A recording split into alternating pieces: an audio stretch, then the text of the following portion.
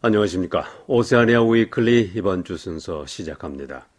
뉴질랜드 정부는 오클랜드 지역은 코로나 바이러스 레벨 2.5, 나머지 지역은 레벨 1으로 간다고 발표했습니다. 그러나 제신다 아던 총리는 코로나 바이러스 감염자가 만약 현재 상태가 계속된다면 다음 주부터 오클랜드 지역도 다중 모임 인원을 늘리고 나머지 지역은 경보 단계 레벨 1으로 완화하겠다고 말했습니다. 아던 총리는 보건부 자료를 인용하면서 오클랜드 지역 바깥으로 코로나 바이러스가 감염될 가능성은 25%라고 말하고 따라서 오클랜드 이외의 지역은 2단계 경보가 가능했다고 전했습니다. 뉴질랜드 정부는 오는 21일 오클랜드 지역의 추세를 점검하고 안전하다고 판단될 경우 23일부터 경보 단계를 완화하고 나머지 지역은 21일 밤 11시 59분에 1단계 경보로 완화한다고 밝혔습니다. 항공기 승객들은 중간 좌석 이용을 달가워하고 있지 않지만 정부가 물리적 거리를 완화할 것이라고 발표하자 에어 뉴질랜드를 비롯해서 경쟁사인 제트스타도 수천 개의 중간 좌석 세일에 나섰습니다.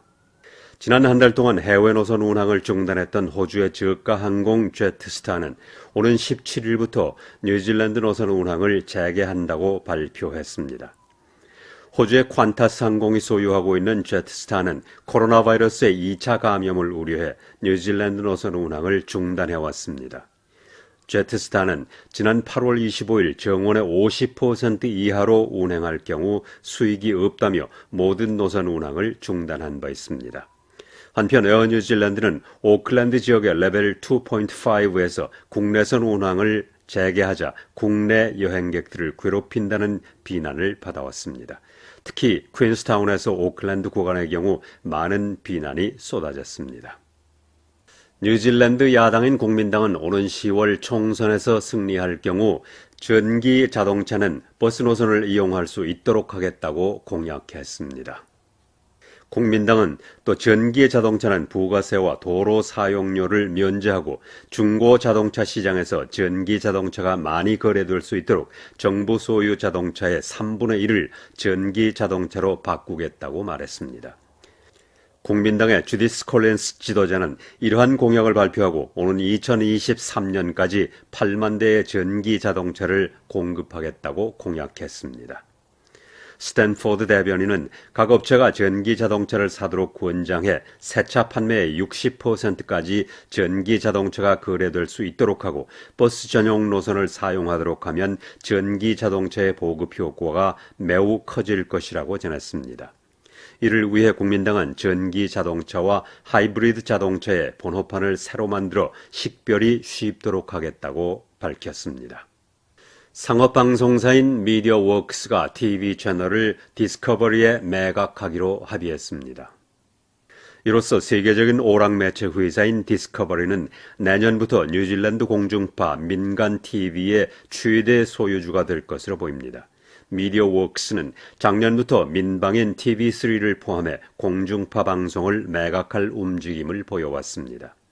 미디어웍스는 뉴질랜드 전국의 라디오 방송 절반을 소유하고 있는데 TV는 그동안 영업 손실을 겪어왔으나 라디오 방송은 최근 흑자를 기록하고 있습니다.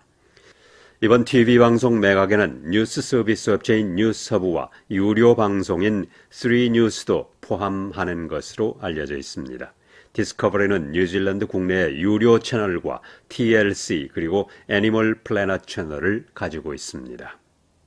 TV 뉴질랜드가 최근 실시한 여론조사 결과에 따르면 많은 뉴질랜드인이 정부의 코로나 바이러스 규제를 최소한 열흘간 연장하는 문제를 지지하고 있는 것으로 나타났습니다.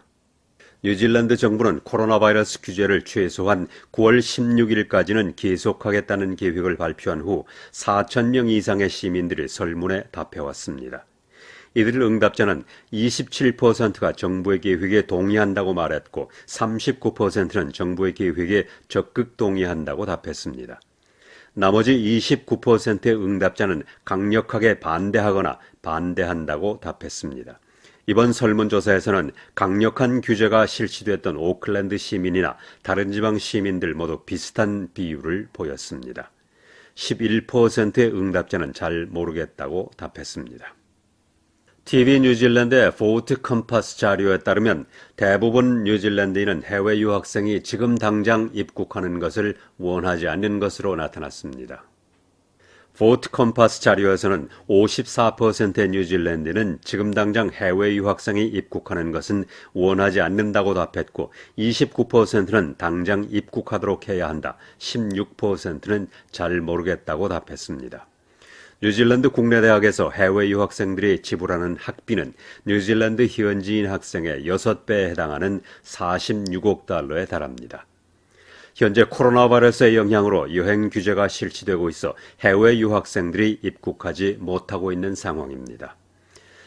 여당인 노동당 지지자들은 19%, 액트당 지지자들은 27%, 녹색당 지지자들은 24%가 해외 유학생을 지금 받아들여야 한다고 답한 반면 제1야당인 국민당 지지자들은 이보다 훨씬 많이 지지하고 있는 것으로 밝혀졌습니다. 수천 명의 오클랜드 항만 근로자들은 감염 위험성이 낮다는 이유로 코로나 바이러스 의무 검진 대상에서 제외됐습니다. 해운 조종사나 외국 선박에서 짐을 싣고 내리는 사람, 그리고 승무원을 수송하는 사람은 매 2주마다 한 번씩 검진을 받아야 합니다. 오클랜드 항만 근로자 대변인은 수천 명의 근로자들이 2주에 한 번씩 검진을 받는 것은 불가능하다고 말하고 보건 관계자들이 지난 8월 감시 검진을 하도록 요청한 것은 악몽이었다고 말했습니다.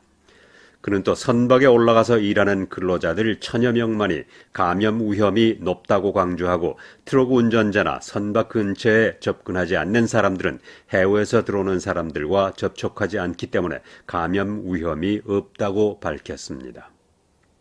사우스 오스트레일리아는 지난 수요일 그동안 논란이 되어오고 있던 법안이 의회를 통과하면서 호주 최초로 일회용 플라스틱 용품의 사용을 금지시켰습니다. 이로써 스트로, 수저, 그리고 쟁반 같은 일회용 플라스틱 제품은 사우스 오스트레일리아에서는 사용이 금지됩니다. 이에 대해 데이비드 스페어스 환경부 장관은 이러한 조치는 사우스 오스트레일리아로서는 역사적인 일이라고 말했습니다. 그는 또 각 지역사회와 업체에서는 이미 일회용 플라스틱 제품의 사용 금지에 대해 많은 지지를 보내고 있다고 전했습니다. 스페어스 장관은 지금은 우선 스트로와 수저류 그리고 일회용 플라스틱 쟁반만 사용을 금지했으나 앞으로는 더 많은 제품이 추가될 것이라고 말했습니다. 저희 해피월드TV와 한유문화원 그리고 국립육군박물관이 공동 주최하는 한국전쟁 사진전이 오는 10월 2일부터 내년 2월 28일까지 5달 동안 국립육군박물관에서 열립니다. 이번 전시회는 한국전쟁 70주년을 맞아 한국전쟁에 참전한 뉴질랜드 참전용사들이 직접 찍은 사진과 한국에서 전사한 후 시신을 수습하지 못한 법 마키오니의 사진, 그리고 한국 유해발굴 감식단의 화살머리 고지 사진과 뉴질랜드 국립육군박물관의 사진이 함께 전시돼 한유 우정이 강조되는 행사로 더욱 의미가 있을 것으로 보입니다. 한국전쟁 사진전시회는 지난 6월 19일부터 7월 18일까지 한 달 동안 호윅의 옥스브리지 아트 앤 컬처 갤러리에서 열린 바 있습니다. 10월 2일부터 열리게 되는 국립육군박물관에서의 전시회는 오클랜드에서 소개되지 못한 한국전 참전용사들의 사진이 전시될 예정이어서 더욱 특별한 관심과 기대를 갖고 있습니다. 특히 지난 9월 9일 뉴질랜드 최대 일간지인 뉴질랜드 헤럴드는 한국전쟁 사진 전시회에 대한 기사와 참전용사의 아들 케빈에 대한 기사를 보도해 많은 뉴질랜드인들이 관심을 보여주었고 여러 명의 참전용사들이 개막식에 참석하겠다는 뜻을 밝혀왔습니다. I looked after all the troops, looked after their dental needs, and when we had time and that we used to examine routinely our troops to keep them dentally healthy. 이번 전시회는 코로나 바이러스로 인해 개막식의 인원을 제한해 진행할 예정이며 한국전 참전용사와 가족, 해피월드TV, 한유문화원 관계자, 국립육군박물관 측과 군 관계자 그리고 이상진 뉴질랜드 한국대사 등이 참석할 예정입니다. We're also very happy to have Forever Peace here. It's a great opportunity to show these photographs, especially as we move into the 70th anniversary of the Korean War. The duration of the exhibition is going to be about 5 months. So what we're looking at doing is opening on the 2nd of October and closing it on the 28th of February 2021. It's been a busy time, and I think as being school holidays when we open, there'll be a lot of people travelling. So a great opportunity. Waiouru is halfway between Wellington and Auckland. It's a perfect place for families. 이 전시회는 한국전파진흥원과 대한민국 유해발굴감식단의 후원으로 진행됩니다. 오세아니아 위클리 이번 주 순서를 마칩니다. 다음 주에 뵙겠습니다. 감사합니다.